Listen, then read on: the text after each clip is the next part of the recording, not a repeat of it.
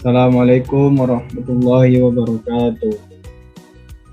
Alhamdulillahirabbil alamin. Nahmaduhu wa nasta'inu wa na'udzu billahi min shururi anfusina. Asyhadu an la ilaha illallah wa asyhadu anna Muhammadar Rasulullah la nabiyya ba'da, amma ba'd. Puji syukur kita ucapkan kepada Allah Subhanahu wa taala yang telah memberikan kita nikmat kesehatan, keimanan serta keislaman sehingga kita dapat melaksanakan kuliah pada saat sekarang ini. Selamat berangkaikan salam, tak lupa pula kita ucapkan kepada Nabi kita yakni Nabi Muhammad sallallahu alaihi wasallam dengan mengucapkan Allahumma sholli ala Muhammad wa ala ali Muhammad. Yang terhormat Bapak dosen pengampu mata kuliah pengantar coding Bapak Septrian Anugrah Eskom MPDT, dan yang teristimewa kepada teman-teman semuanya. Baik, pada kesempatan kali ini kami dari kelompok 2 akan mempresentasikan hasil diskusi program kami. Yang pertama, materi pertama yang akan disampaikan oleh Muhammad Ergi Fahrezi. Pada Ergi, dipersilahkan. Baik, terima kasih moderator. Pada kali ini saya akan menjelaskan tentang apa program yang kelompok kami buat, yaitu tentang kasir sederhana yang tujuannya atau manfaatnya untuk mempermudah kasir di suatu usaha atau supermarket dalam menghitung perbelanjaan. Coba. Baik, terima kasih kepada Muhammad Ergi Fahrezi. Selanjutnya, materi kedua yang akan disampaikan oleh Miftahul Jannah. Pada Miftah, dipersilahkan. Baiklah, saya dengan Inggris 3294 akan menjelaskan rumus program apa saja yang digunakan dalam pembuatan program kasir sederhana oleh kelompok kami. Yaitu salah satu rumus yang digunakannya yaitu input. Pada program C, input berfungsi untuk mengimport fungsi-fungsi yang sudah didefinisikan pada header file. Header file adalah header yang berisi definisi fungsi yang sudah dibuat. Tujuannya agar bisa digunakan pada program C yang lainnya. Di dalam program kami menggunakan 3 macam jenis input, yaitu yang pertama input useStream, yang kedua input string, dan yang ketiga input manip. Selanjutnya, yang kedua ada biasanya juga disingkat sebagai IOStream di dalam program C. Ini digunakan untuk menginput data atau menentukan data dalam bentuk huruf, angka, simbol, dan lain-lain. Selanjutnya yang ketiga adalah inMain. Baris ini merupakan fungsi main. Baris ini merupakan inti dari program. Baris ini terdiri dari serangkaian source code yang diawali dengan tanda kurung kurawal buka dan tanda kurung kurawal tutup. Dan itu menunjukkan di mana fungsi main berawal dan berakhir atau disebut blok kode. Yang kedua, main. Main fungsinya akan dieksekusi pertama kali saat program dijalankan. Karena itu, kita harus menuliskan logika program dalam fungsi ini. Maksud dari in di depan main adalah tipe data yang akan dikembalikan. Selanjutnya, fungsi float. Mengendalikan bilangan ke dalam bentuk float atau bilangan dengan titik. Jadi, fungsi ini akan mengubah argumennya yang berupa bilangan menjadi tipe float atau bilangan desimal. Yang kelima, fungsi string. Sama seperti fungsi teks, tujuannya untuk memudahkan kita mengambil beberapa karakter yang berposisikan di kiri, tengah, atau kanan dari teks. Tipe data float digunakan untuk menampung angka pecahan seperti 3,14, 62,22, atau min 0,1500 sekian. Selain float juga terdapat tipe data double yang juga bisa dipakai untuk menyimpan angka pecahan. Selanjutnya program setWay adalah sebuah fungsi manipulator yang berguna untuk mengatur lebar dari suatu tampilan data. Seandainya kalau kita akan menggunakan manipulator ini, kita harus menyertakan file header dengan IOManip. Yang ke-8 yaitu using namespace std adalah sebuah instruksi terhadap compiler untuk menggunakan semua fungsi yang terkait untuk kerangka yang sama, biasa berupa berkas, kelas, dan sejenisnya yang berkaitan dengan std, sehingga fungsinya ialah berguna untuk meminimalisir kesalahan akibat tidak dikenalinya fungsi code dan apabila dalam penulisan secara langsung. pada umumnya, penulisan perintah code dan scene sebenarnya std code atau std scene. Namun dengan adanya penggunaan using dan space std, sehingga kita tidak perlu menuliskan std lagi. Contoh tersebut sangat singkat dan mungkin kita berpikir akan dalam pemrograman tidak akan terlalu repot. Yang ke-9 ada for. For berfungsi untuk mengulang pernyataan atau statement. Jika kondisi atau syarat tertentu terpenuhi, hampir sama dengan perulangan while, tetapi dengan keunggulan kita dapat memberi nilai awal dan condition increase atau decrease.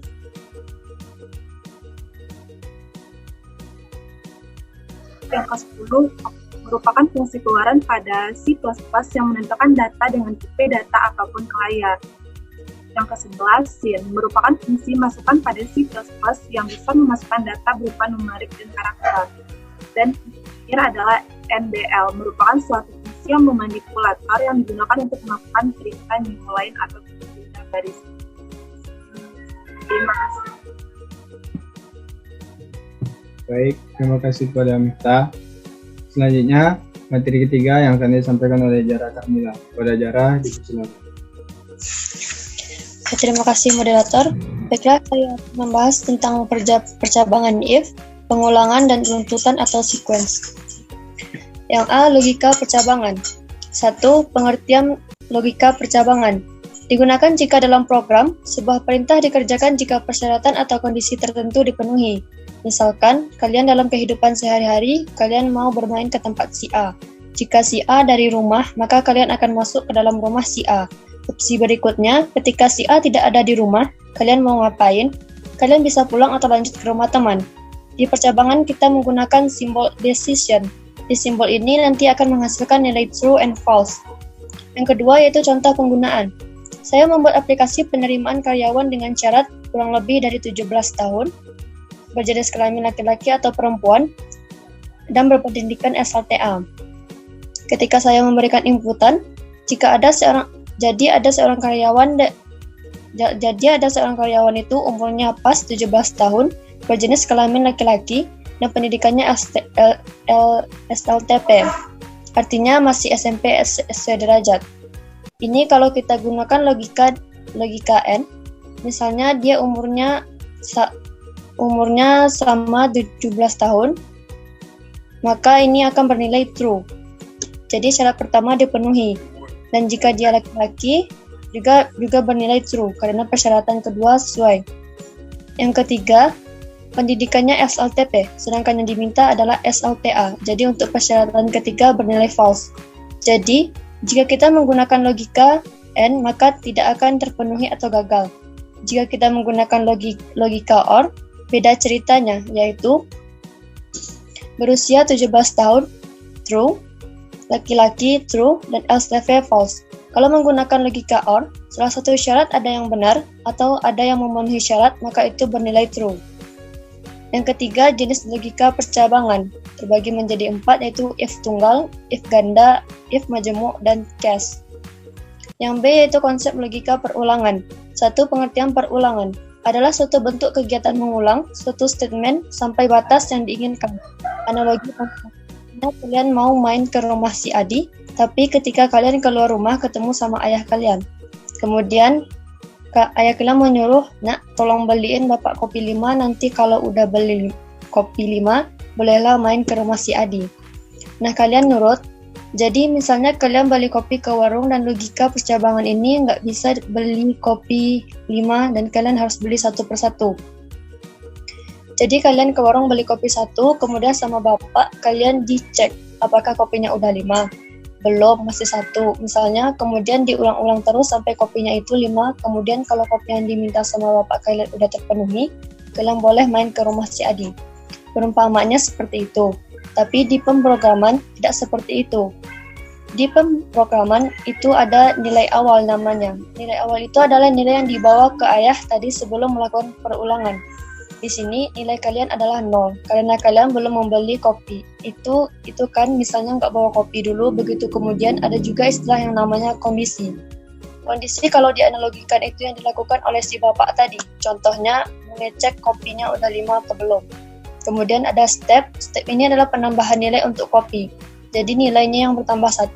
Jika dilakukan seperti ini sampai menjadi false, maka kalian akan diperbolehkan main ke rumah si Adi.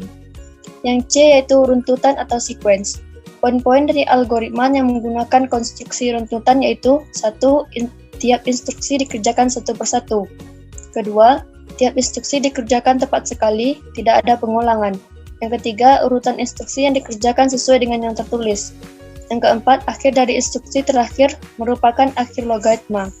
Contoh algoritma sederhana, yaitu menghitung luas lingkaran. Yang pertama start, yang kedua menetapkan nilai PHI yaitu 3,14, yang ketiga masukkan jari-jari lingkaran, yang keempat menghitung luas lingkaran dengan rumus L sama dengan PHI kali R kali R. Yang kelima mencetak nilai luas, yang keenam finish. Baiklah, hanya itu yang dapat saya sampaikan. Kembali kepada moderator. Kepada kita. Selanjutnya penjelasan bagaimana kinerja dari program yang kelompok 2 buat yang akan disampaikan oleh saya sendiri. Baik, saya Kelvin Heriwatan dengan NIM 2132970 akan menjelaskan bagaimana kinerja dari program yang kelompok kami buat. Yang pertama di sini terdapat kata masukkan jumlah. Program yang kami buat adalah suatu program yang bertujuan untuk mempermudah kasir menghitung pembelanjaan. Baik, langsung saja masukkan jumlah program. Misalnya jumlah beli. Misalnya jumlah barang yang kita beli adalah 3, maka kita akan tulis 3, enter, dan masukkan nama barang. Di sini kita masukkan namanya yang pertama yaitu sampo. Jumlahnya 1 dan harganya 10.000.